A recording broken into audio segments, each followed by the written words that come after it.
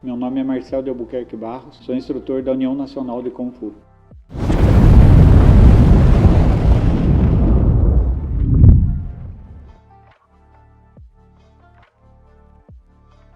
Sou professor de violão desde os 15 anos de idade, depois cursei Educação Física na Escola Superior de Educação Física de Jundiaí e me tornei professor de musculação e personal trainer. Eu mantenho as duas profissões até hoje.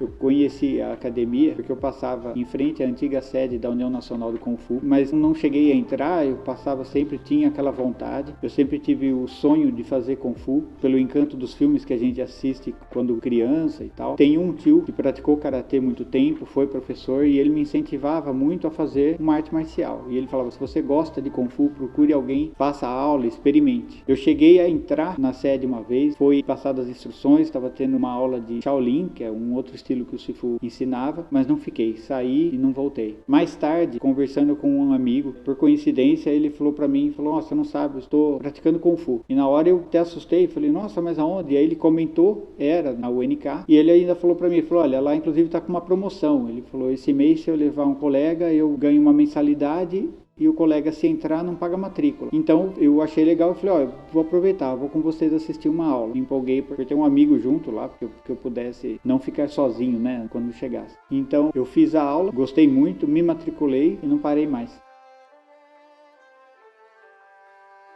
Outra atividade que eu pratico já faz bastante tempo é dança, em 3 modalidades diferentes. Faço o balé clássico, a dança contemporânea e o sapateado americano. Ainda pratico até hoje, embora o foco maior hoje esteja num grupo chamado Sabatum, que eu faço parte, que se dirige mais ao contemporâneo e ao sapateado americano.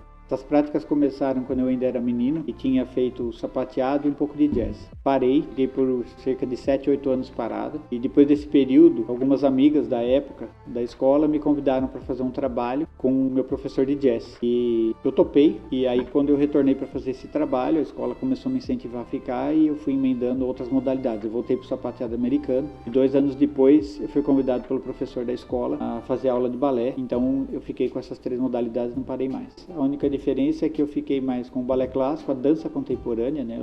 Eu larguei o jazz, eu nunca mais dancei jazz, e o sapateado americano. Uma coisa que as pessoas pensam a meu respeito foi que eu sempre pratiquei a arte marcial e a dança ao mesmo tempo. Mas na verdade, eu tive uma pequena passagem, como eu comentei, da dança quando eu ainda era menino, de 12 para 13 anos. Foi nesse período que eu fiquei sem dançar que eu comecei a treinar o Kung Fu. Então, na verdade, minha prática no Kung Fu vem antes da minha prática na dança mesmo, de forma ininterrupta.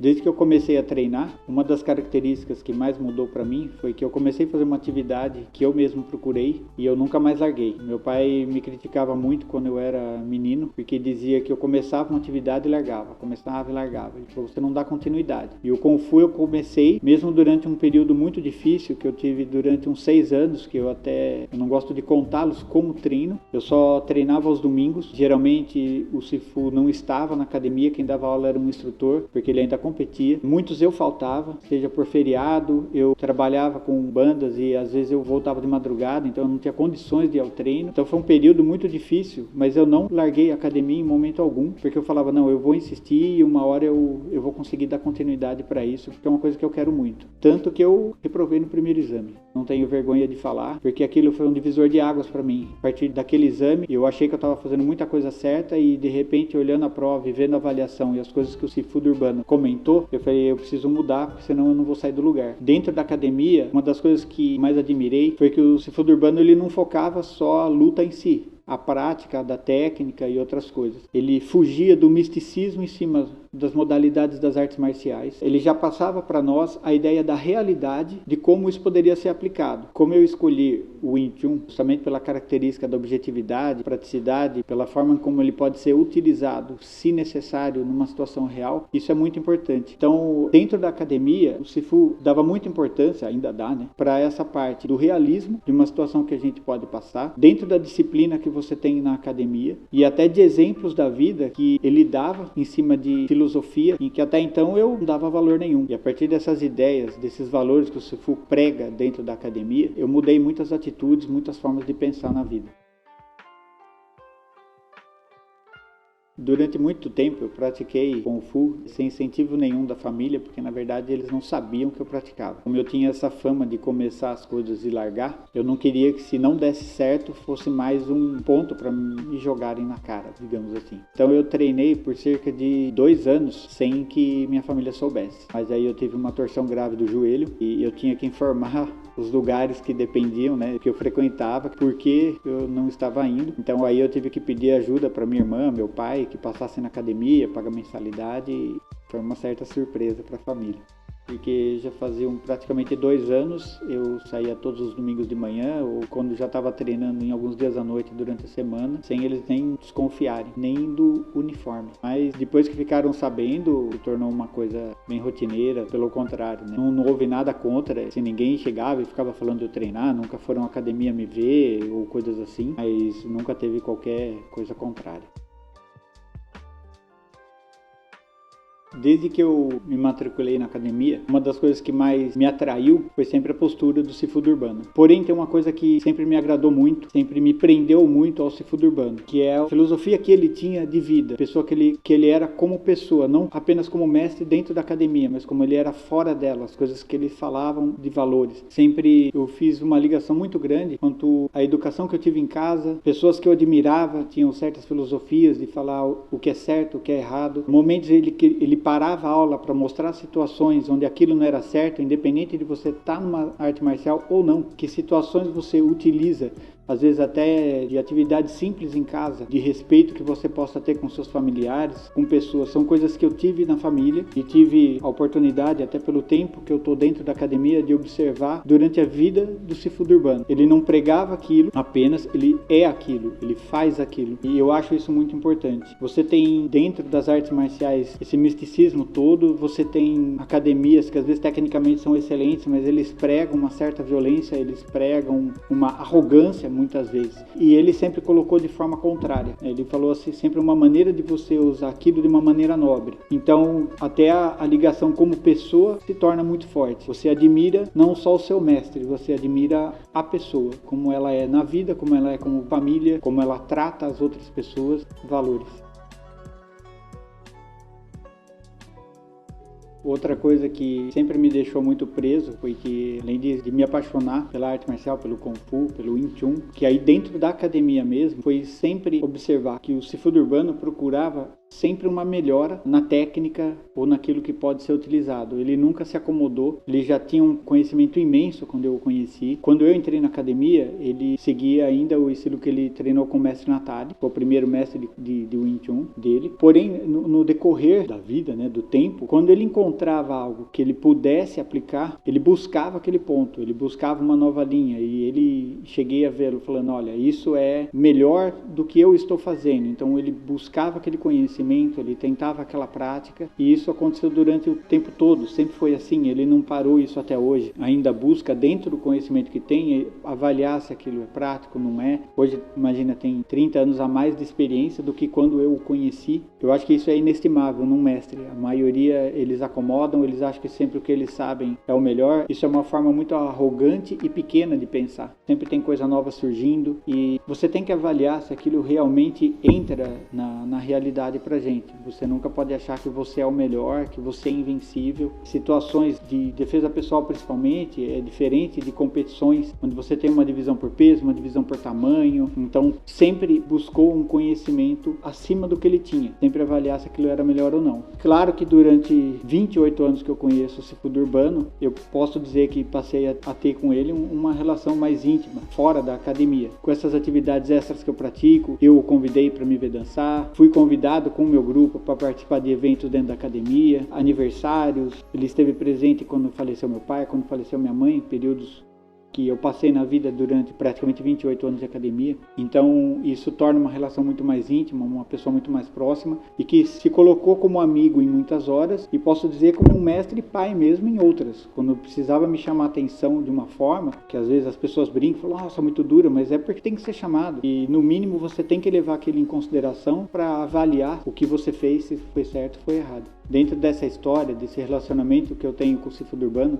eu tenho um agradecimento muito grande, justamente por essa postura que eu comentei. Ele não mistura as coisas. Se ele te chama atenção porque ele acha que deve por alguma coisa que você fez, aquilo não fica como uma mágoa, simplesmente foi pontual, ensinou para você, ou falou, olha, isso não está certo, você deveria ter agido dessa forma. Como eu falei, é uma situação como um pai chamar a atenção, ou mesmo como um amigo de verdade que te fala o que você precisa ouvir, não passa a mão na sua cabeça. Aí eu volto a fazer de novo uma ligação muito grande entre a minha família, porque eu tive um pai muito duro, e mesmo a minha mãe, sendo o oposto do meu pai em termos de gênio, eles me chamavam muito a atenção nessa questão de respeito, de atitude. Então, para mim, uma gratidão por ter encontrado uma pessoa assim, dentro de uma prática que eu queria muito, porque isso só me fez ficar, prolongar, é uma atividade para mim a vida toda. A prática física, você tem que estar o tempo todo fazendo para que aquilo se mantenha num nível, como a gente fala, se você realmente precisar, você utilizar, para sua saúde se manter, mas o que você aprende, o que fica na mente, o que fica na sua cabeça, a filosofia que você aprende de vida, você só tem que espalhar, você não esquece isso jamais, você leva para sua vida inteira.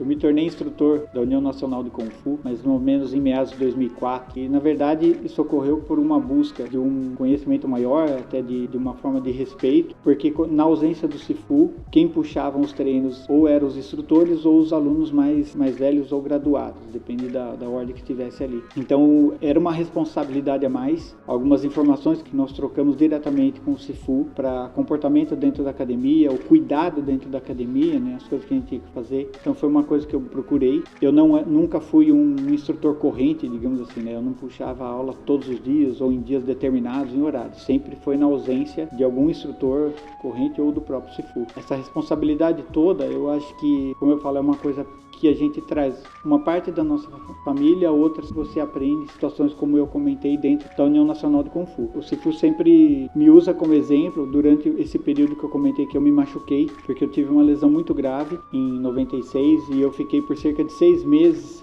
sem poder frequentar a academia. Eu fiquei engessado um tempo e depois quando voltou eu não tinha condições e durante esse período eu fazia questão de pagar a mensalidade. Então sempre que eu pedia para alguém da minha família passar e acertar o valor, ele falava, ele não precisa, ele sabe disso e tal, mas eu nunca olha, em situações assim, de ele se machucar, motivos, mas entre eles assim, primeiro, não propriamente por ordem de importância, mas assim, era uma forma de eu não me desligar da academia. Eu colaborava com a academia das formas de manter o local, de manter a escola, até pelo respeito. As aulas estão ocorrendo, eu não vou por um problema meu. Talvez se eu passasse por um problema financeiro, na época eu conversasse com o Sifu. Não era o caso, aquilo continuava dentro dos meus planos. E é uma forma de você demonstrar essa responsabilidade não só com o Sifu do Urbano, mas com a União Nacional de Kung Fu.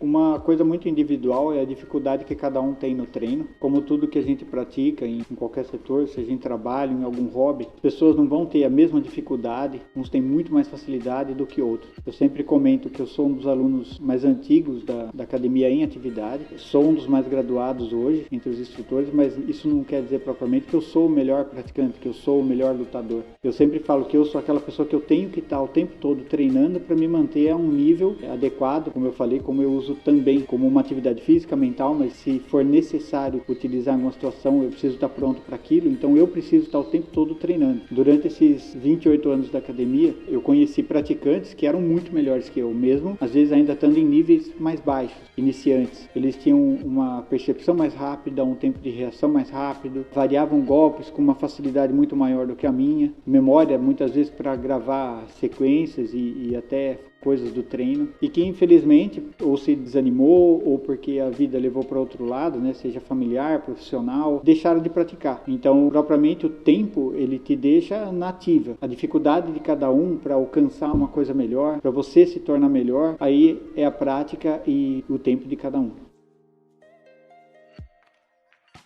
Eu hoje não tenho pretensão nenhuma de aprender algum outro tipo de arte marcial. Admiro muitas outras, gosto do tipo da atividade, mas eu não tenho essa vontade, esse desejo de aprender outra coisa. Eu prefiro me focar ainda no Wing Chun, prefiro me aperfeiçoar, agregar novas técnicas, melhorar naquilo que eu já consigo fazer. Eu não posso prever o dia de amanhã, não posso prever o futuro, mas por mim eu treino Wing Chun até morrer. Eu sou o Cifudo Urbano da União Nacional de Kung Fu. Estou convidando você a vir fazer um treino conosco. Venha fazer uma aula experimental, venha praticar o Wing Chun Kung Fu, faça parte da nossa família marcial. Vamos lá, gente, vamos treinar, vamos pegar forte, vamos melhorar, venha treinar conosco. E para maiores detalhes, maiores informações, você encontra aqui na descrição do vídeo.